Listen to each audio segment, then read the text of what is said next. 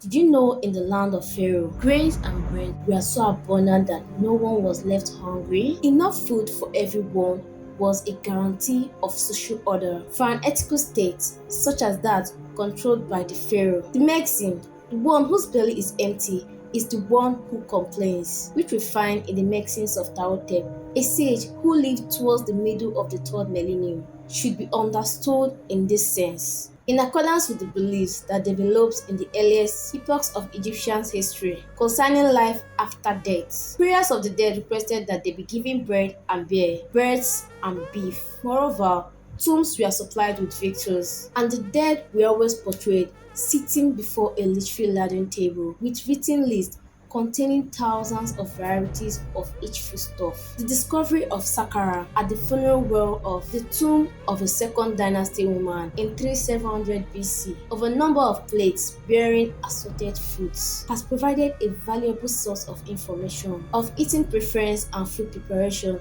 during that early period. The meal of the dead, among many other things, included a kind of cereal-based porridge, small barley rolls, cheese, a cooked and decapitated fish, and two cooked kidneys, probably from sheep, since we do not possess the equivalent of Apicus coconara for an ancient Egypt. Funeral foods of these types are primary source of information. A great deal of information can be derived from a menu of a dinner prepared for a 19th dynasty pharaoh and his extensive retinue during an official visit. This was clearly just a meal for happy few, since the baskets were counted by the hundreds and the food items by the thousands. Nevertheless, the document reveals the preferences, the exotic tastes, and range of foodstuffs available during the Ramesside periods. The menu includes 10,000 biscuits, 1,200 Asiatic loaves, 100 baskets of dry meat, 300 cuts of meat, 250 handful of meat offers, 10 plucks of geese, 40 cooked ducks, 70 sheep,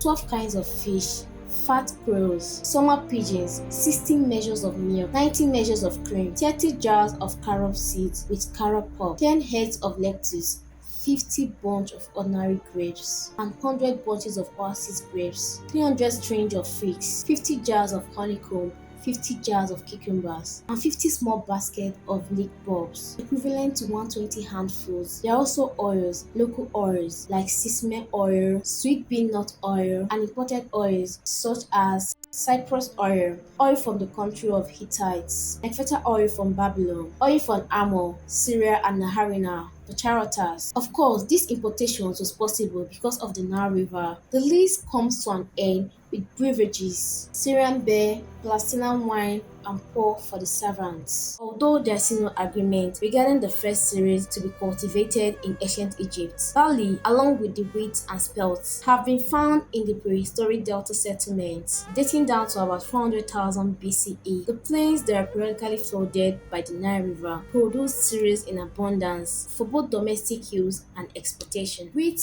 and barley, used for making bread and beer, were staples, while spelt were eaten primarily by the poor, using stones and slabs. Egyptians ground gritty flour stone dust, wearing down teeth as mummies show, kneading with salt and water by hand or dancing feet. The dough rolls with wild sourdough, or later, beer brewed yeasts. Flatbreads baked on fiery slabs, oven walls, shaped round, conical, or even sacred figures for temple rites, dusted with cumin, from mystic cakes to daily loaves. Their forms and flavors throughout through time, a gift for the river's bounty. For the beer brewing methods in ancient Egypt are reasonably well known thanks to the wall paintings of private tombs and models of breweries. The beer that was produced was strong and identical to Buza, still brewed in the same way in Sudan and parts of Egypt.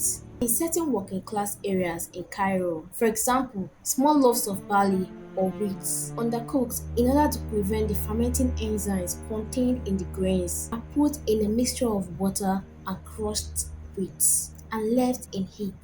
The dense liquid is then filtered and left to settle in terracotta jars. Egyptian texts speak of sweet beer, red beer, and the most common, the black beer, which must have been the most alcoholic. We all know of Syrian beer, presumably imported or brewed using non-Egyptian methods, is that its name is mentioned in some texts. Now, for the vegetable garden, the orchard and the vineyard, all Egyptians' vegetable gardens produce onions, leeks, and garlic. Egyptian lettuce grow in a considerable size, and because of its shape was considered suitable offering for me, the god of agriculture and fertility. Melons and cucumbers grow along fertile land of Nile. Legumes, lupins, chickpeas, broad beans and lentils were always part of an Egyptian's daily diet. Although peas were introduced during the New Kingdom, contacts with neighboring countries, especially Asia, which became increasingly close from the 18th dynasty on, introduced new trees to the Egyptian orchard. This included the apple and olive. Citrus fruits did not exist in Egypt until after the Greco-Roman period. Grapevines, which already grew in Egypt, were found throughout the delta in the Fayoum and the Western Oasis. Meat and dairy products. Animal protein in the Egyptian diet were provided by dairy products, meat and fish. The milk obtained from the breeding and animals were made into milk and cheese, remainings of which have been found in cylindrical jars in the first dynasty tomb of Abydos. It's not all clear whether Egyptians knew that alum can be used to curdle milk. The blood of cattle, whose throat has been slit for sacrificial purposes, was collected to make a kind of blood sausage. Offal was highly prized, especially the spleen and liver. The beet fat was used as a condiment. Meat could also be dry cured. There is no doubt that pork played a large part in the ancient Egyptian diet, or the pigs were raised in large numbers in the villages. The taboo regarding pork was probably restricted to ritual offerings, since in Egyptian mythology, pigs were identified with Set, the god who killed his brother Osiris. Fish. Teeming with fish, the Nile was generous with the rich and poor. In tomb decoration from the Old Kingdom, unfishy scenes were depicted. They revealed the great variety of fish that were caught: tilapia, catfish, crab, and eels. Fish were not restricted to the poor. It was also eaten at courts, and the lakes and ponds of villas were supplied with fish for noblemen to catch with lines. It has been noted that fish does not figure on the list of the funerary offerings and only rarely appear among the food left on offering tables. This is probably owing to a kind of taboo connected to its odor. There were also honeys, condiments, and spice. Honeys were used as sweeteners, while condiments and spice were always seen in the food for the nobles,